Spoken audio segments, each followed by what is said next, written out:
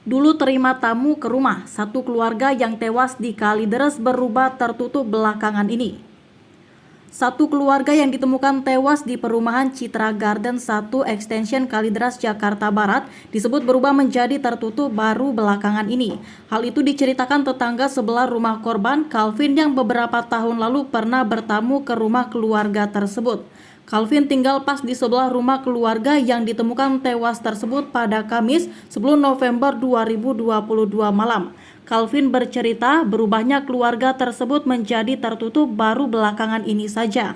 Dulu, kata Calvin, dirinya dan keluarga pernah berbincang bahkan berkunjung ke rumah yang berisi 4 orang tersebut. Dia itu sebenarnya dibilang tertutup baru belakangan ya. Dulu sama kami saja ada loh kontak, ungkap Calvin. 4 orang itu antara lain Rudianto Gunawan berstatus sebagai suami, Reni Margaretan Gunawan berstatus sebagai istri, Dian Febiana berstatus sebagai anak, dan Budianto Gunawan berstatus sebagai adik Rudianto.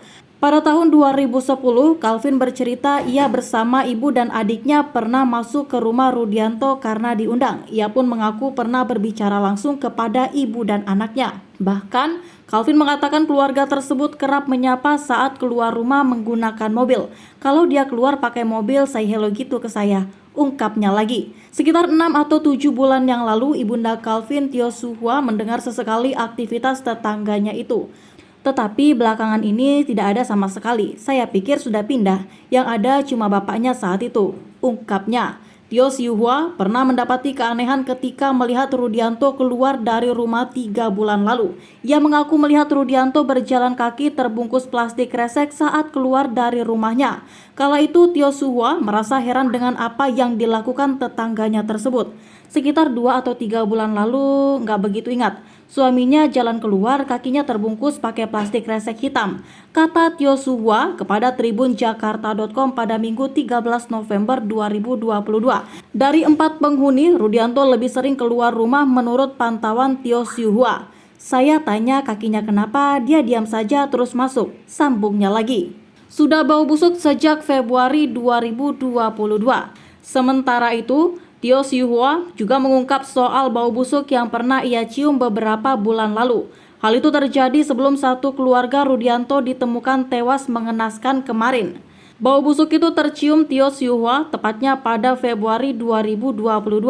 Alih-alih bereaksi menanyakan langsung ke penghuni rumah, Tiosuhua memilih mendiamkannya. Tiosuhua kemudian memanggil seorang tukang untuk mencari-cari di setiap sudut rumah sumber bau bangkai tersebut. Bu, nanti kalau udah lama, sudah hancur, hilang baunya. Begitu ucap si tukang kepada Tiosuhua waktu itu.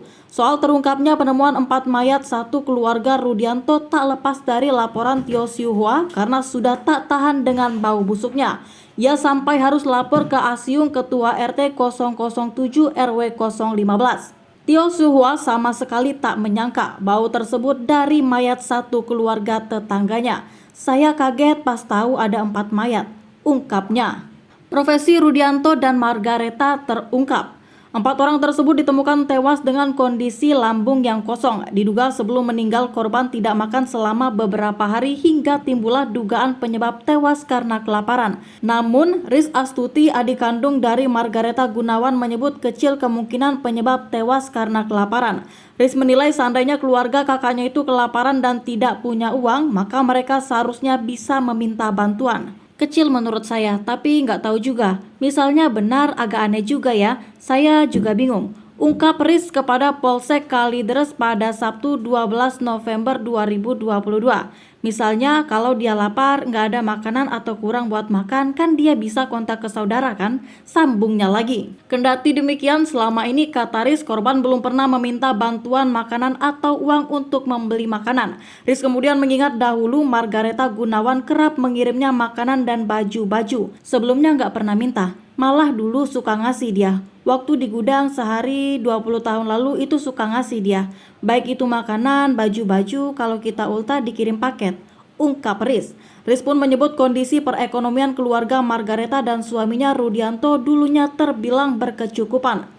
Bahkan dikatakan suami Riz, Hadoyo Pasturi tersebut pernah memiliki penghasilan yang mampu menopang kehidupan sehari-hari. Margareta dulu jualan kue sementara Rudianto bekerja di kantoran.